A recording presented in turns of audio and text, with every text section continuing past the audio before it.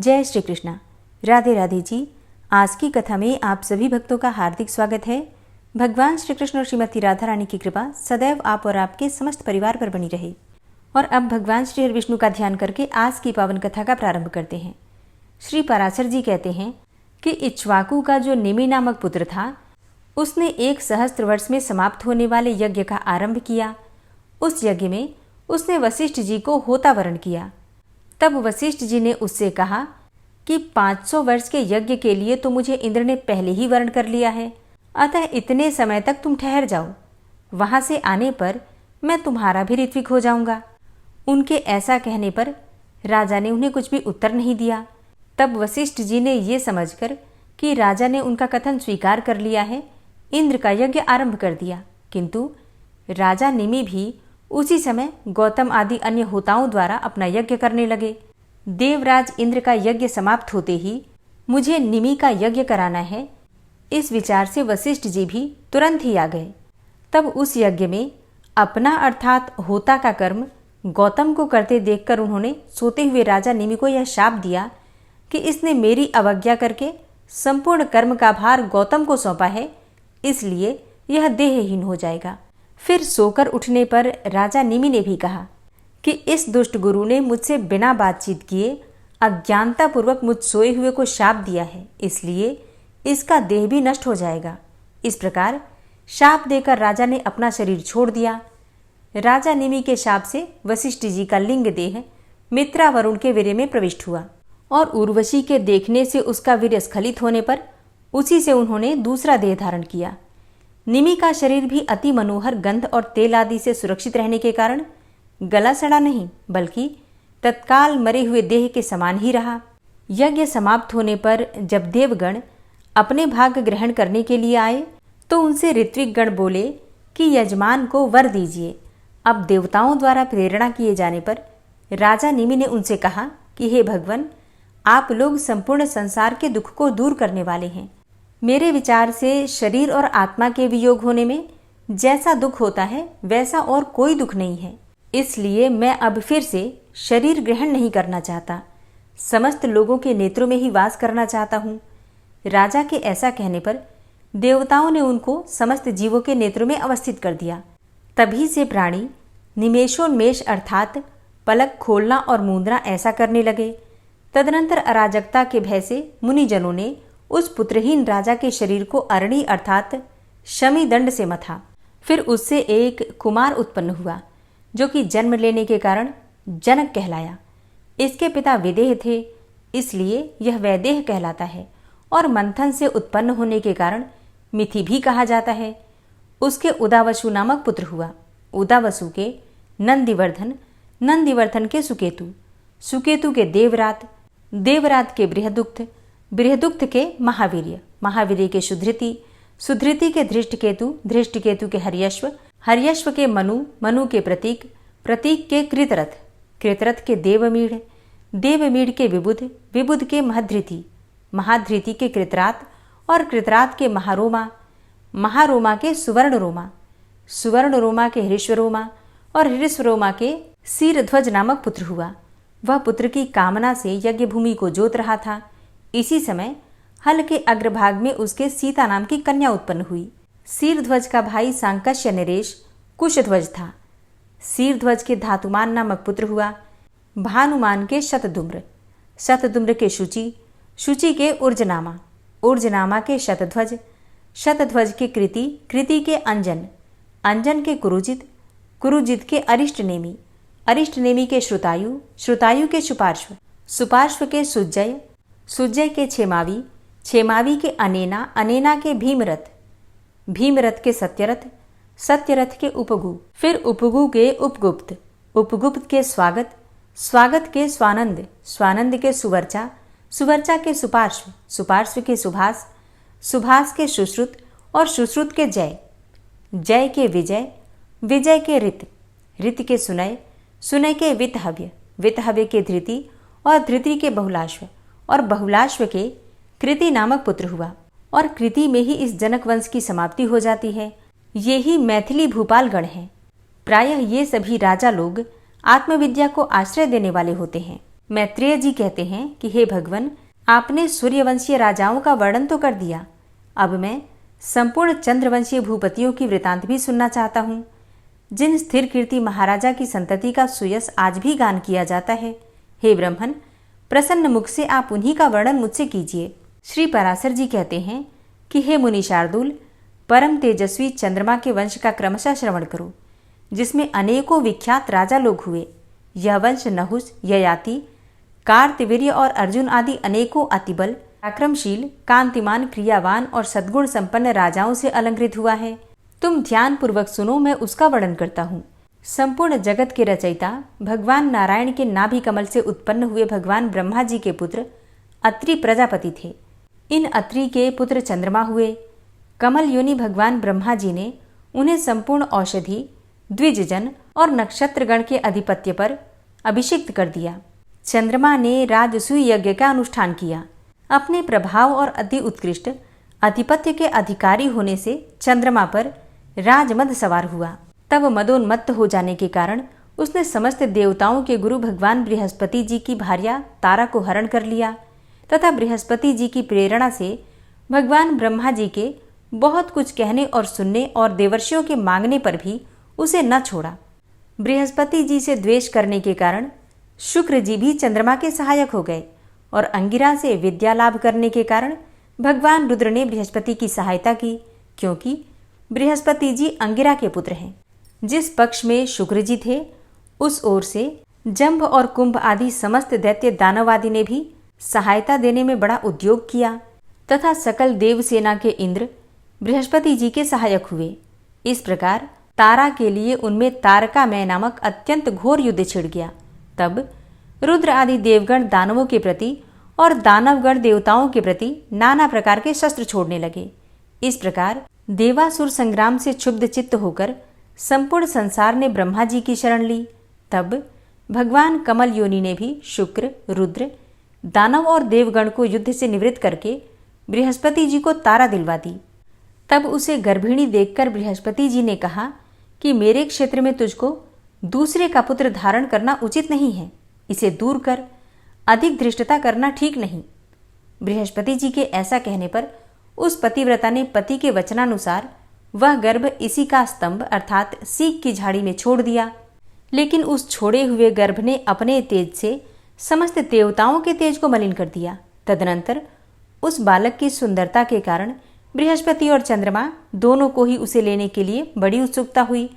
अब दोनों को उसे लेने के लिए उत्सुक देखकर देवताओं ने संदेह हो जाने के कारण तारा से पूछा, हे सुभगे, तू हमको सच सच बता, यह पुत्र बृहस्पति का है या फिर चंद्रमा का? अब उनके ऐसा कहने पर तारा ने लज्जावश कुछ भी नहीं कहा।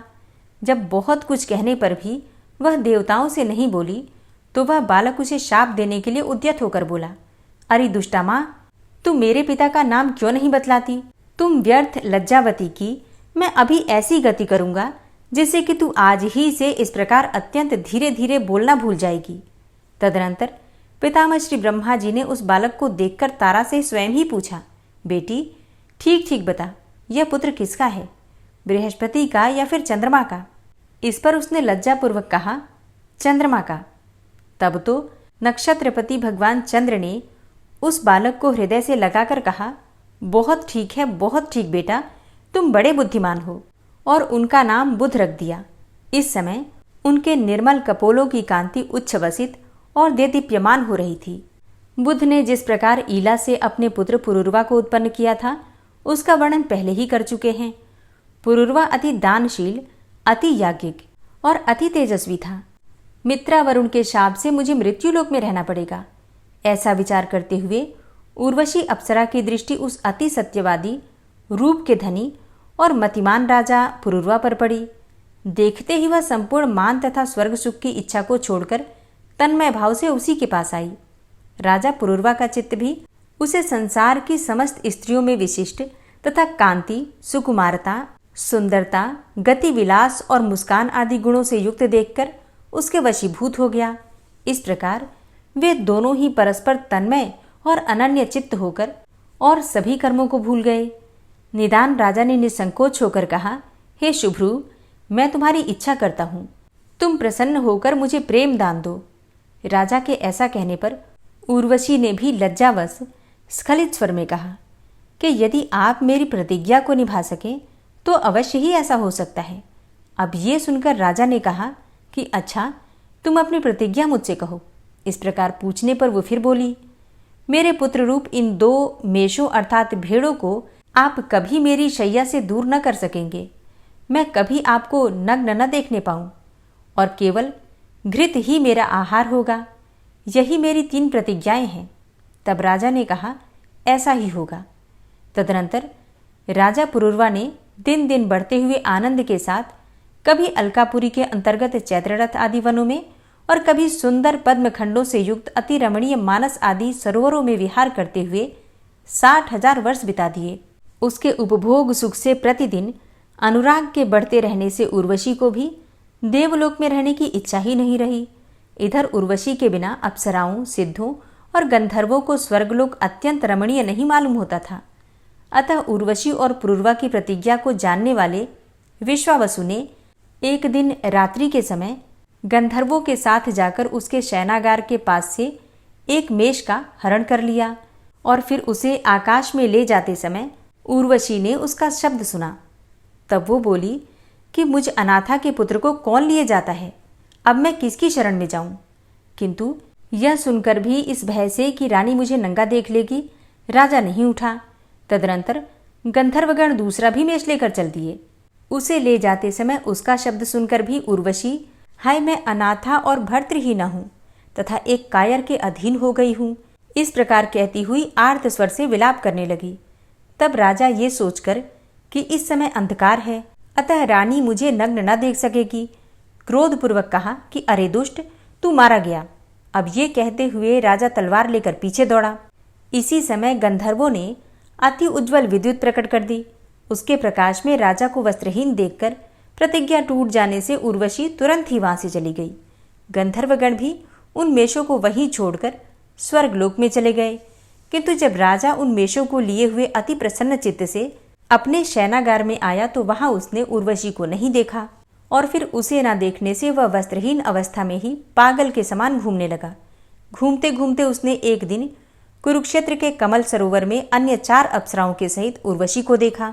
उसे देखकर वह उन्मत्त के समान, हे जाए, ठहर जा, अरे हृदय की निष्ठुरे, खड़ी हो जा, अरे कपट रखने वाली, वार्तालाप के लिए तनिक ठहर जा, ऐसे अनेकों वचन कहने लगा।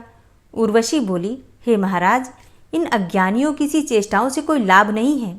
इस समय मैं गर्भवती हूँ, 1 वर्ष के उपरांत आप यहीं आ जावें।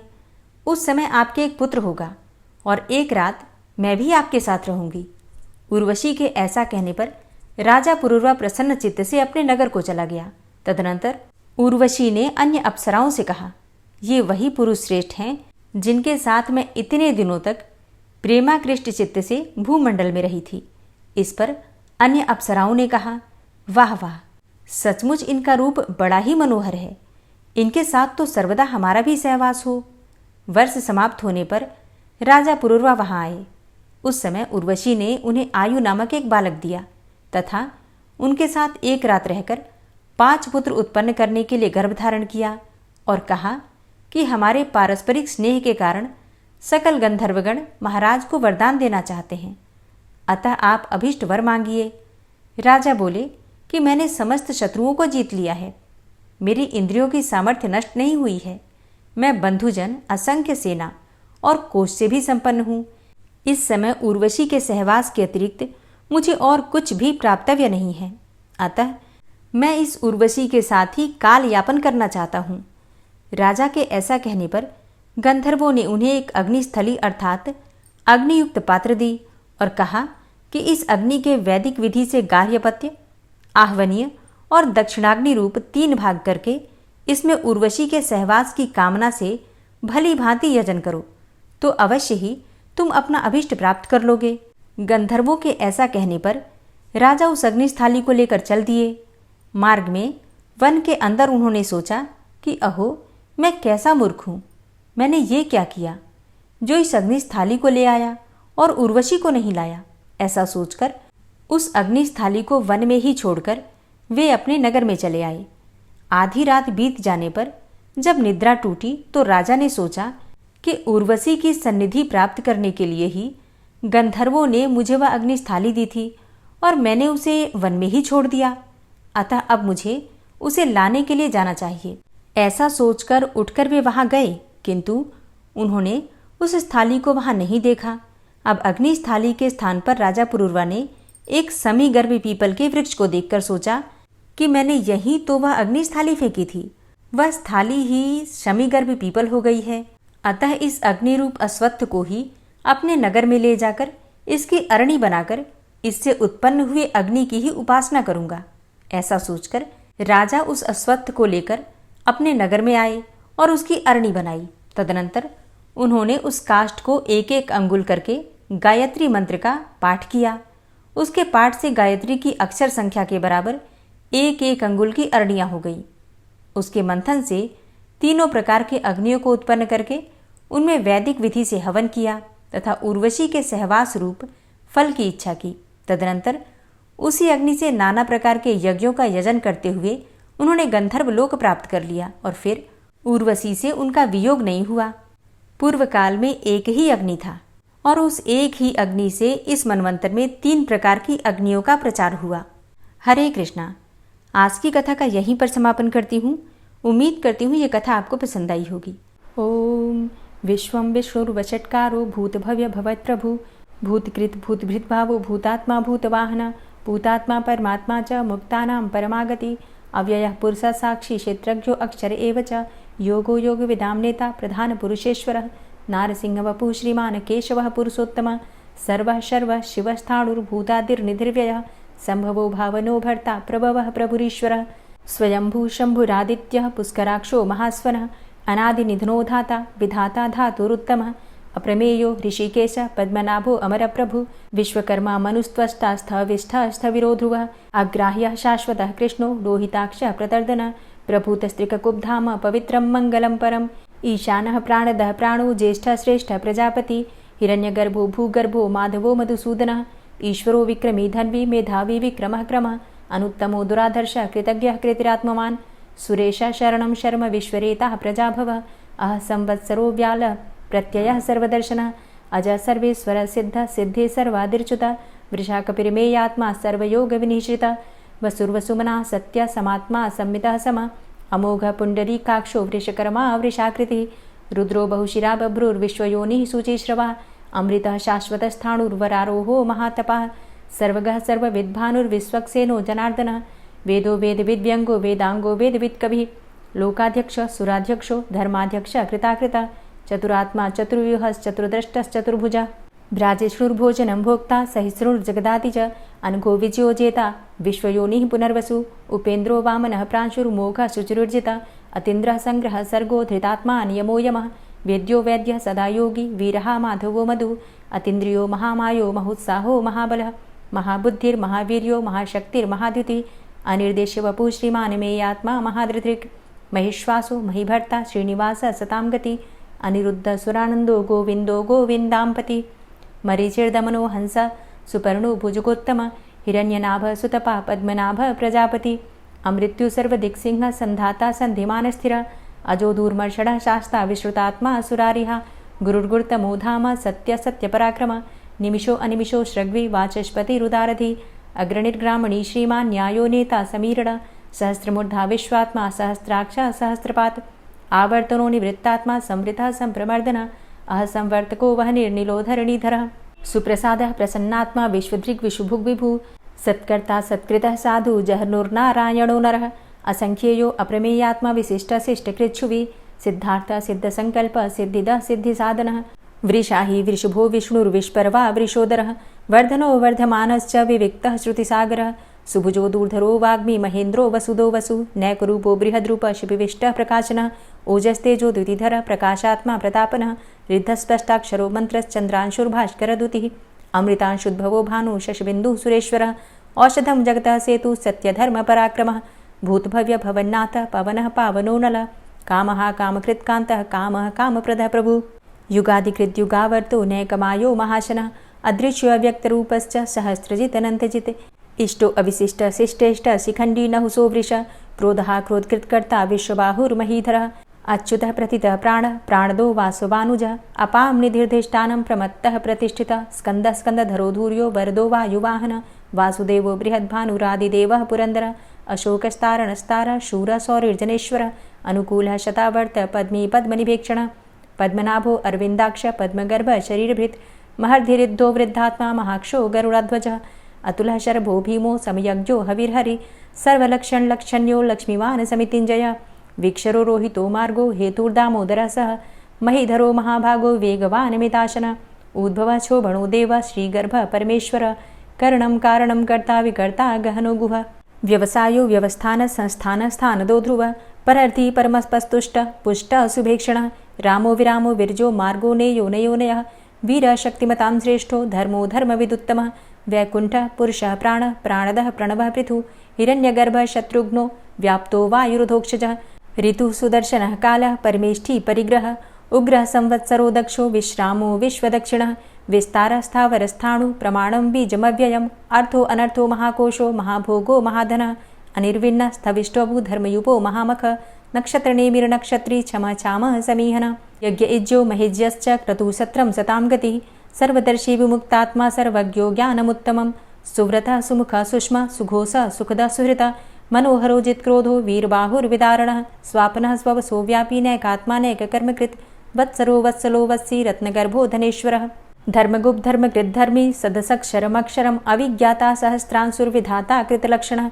गभस्तिनेमिः सत्त्वस्थः सिंहो भूतमहेश्वरः आदिदेवो महादेवो देवेशो देवभृद्गुरुः उत्तरो गोपतिर्गोप्ता ज्ञानगम्यः पुरातनः शरीरभूतभृद्भोक्ता कपीन्द्रो भूरि दक्षिणः सोमभो अमृतपः सोमः पुरुजित पुरुषोत्तमः विनियोजय सत्यसन्धो दाशाः सात्वतां पतिः जीवो विनयिता साक्षी मुकुन्दो अमितविक्रमः अम्भो निद्रणन्तात्मा महोदधीशयोऽन्तकः अजो महार्हः स्वाभाव्यो जितामित्रः प्रमोदनः आनन्दो नन्दनो नन्दः सत्यधर्मा त्रिविक्रमः महर्षि कपिलाचार्यः कृतज्ञो मेदिनीपतिः त्रिपदस्त्रिदशाध्यक्षो महाशृङ्गः कृतान्तकृत् महावराहो गोविन्दः सुखेणः कनकाङ्गदी गुह्यो गभीरो गहनो गुप्तश्चक्रगदाधरः वेधा स्वाङ्गो अजितः कृष्णो दृढः सङ्कर्षणोच्युतः वरुणो वारुणो वृक्षः पुष्कराक्षो महामनाः भगवान् भगानन्दी वनमाली हलायुधः आदित्यो ज्योतिरादित्यः सहिष्णुर्गतिसत्तमः सुधन्वाखण्डपरशुर्दारुणो द्रविडप्रदः दिविस्त्रिक्सरदृग्व्यासो वाचस्पतिर्योनिजः त्रिसामासामगः साम निर्वाणं भेषजम्भिषक्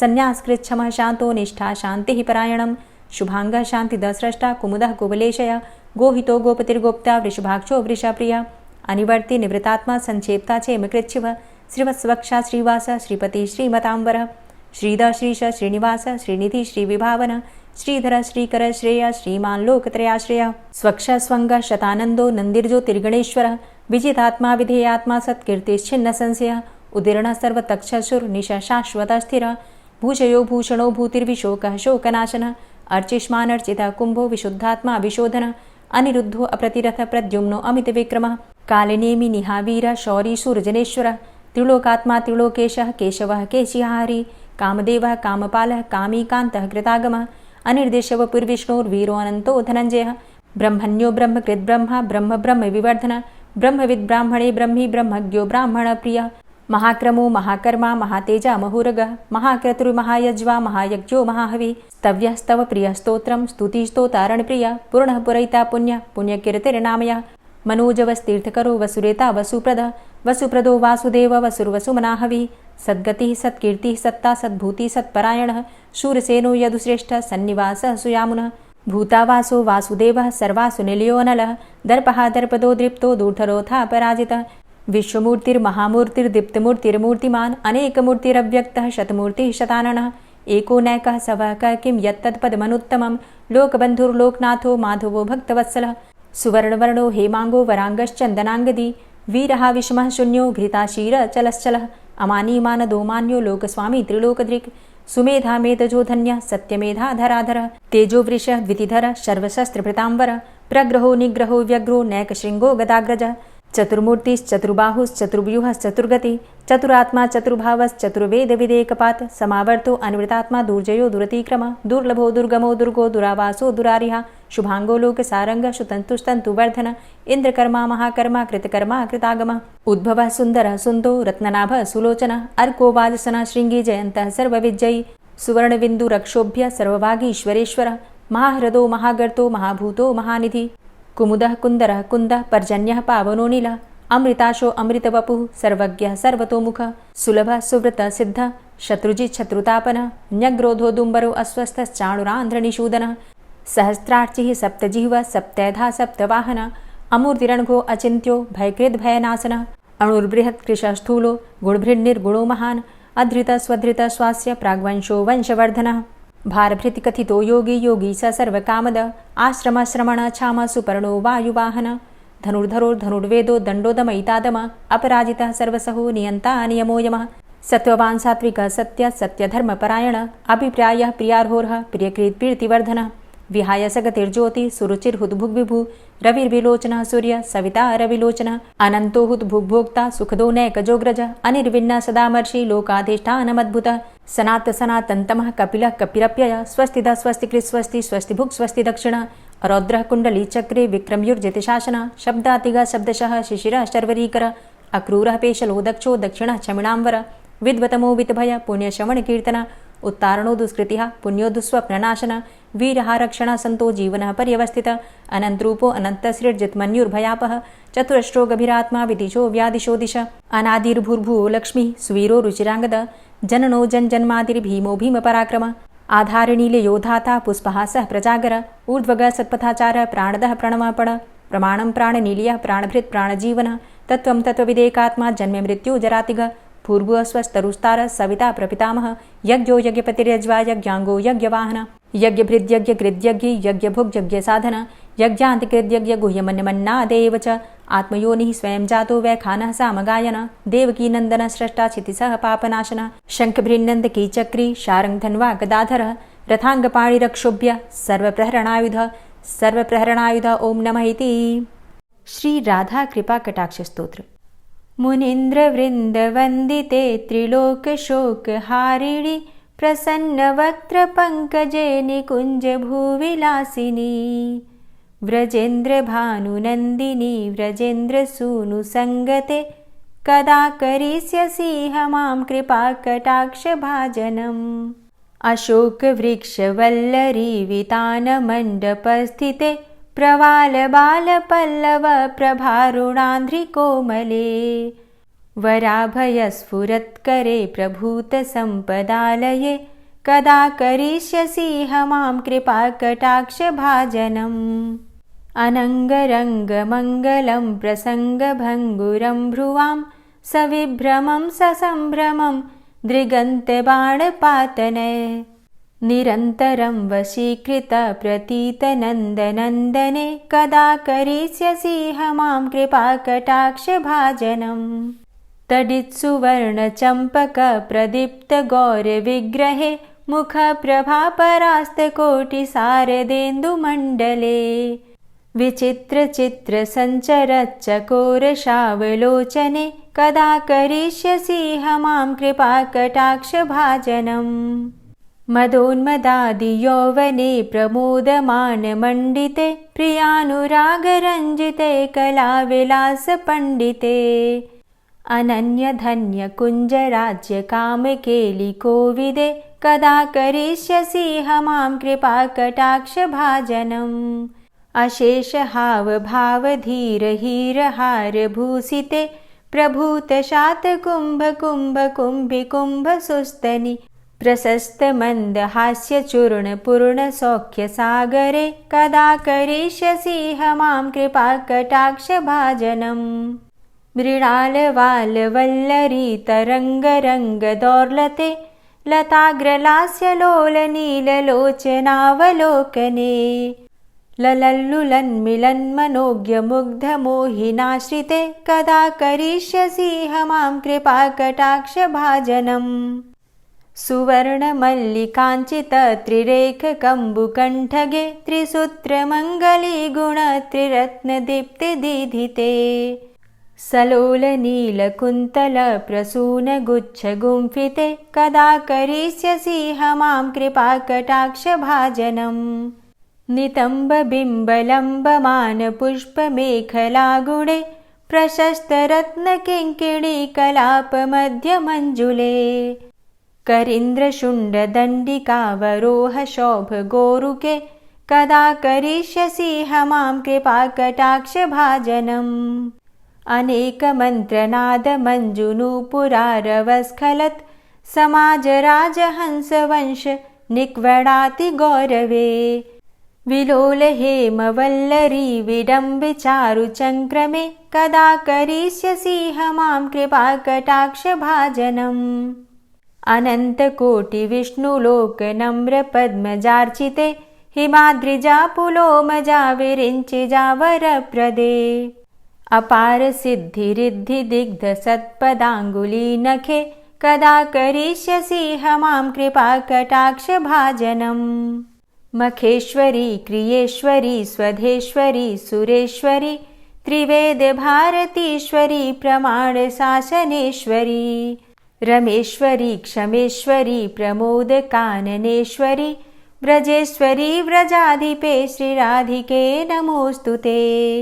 इतीममद्भुतं स्तवं निशम्य भानुनन्दिनी करोतु सन्ततं जनं कृपाकटाक्षभाजनम्। भवेत्तदैव सञ्चितत्रिरूपकर्मनाशनं लभेत्तदा ब्रजेन्द्रसूनुमण्डलप्रवेशनम्। जय जय श्री राधे, जय जय श्री राधे। वीडियो को अंत तक देखने के लिए आप सभी भक्तों का बहुत बहुत आभार। कथा पसंद आई हो तो वीडियो को लाइक कीजिए, शेयर कीजिए और चैनल पर पहली बार आए हैं तो सब्सक्राइब करके बेल आइकन को ज़रूर प्रेस कर लीजिए अगर आपको आज की वीडियो अच्छी लगी है तो। मिलती मैं आपसे अगली वीडियो में, तब तक के लिए जय श्री राधे।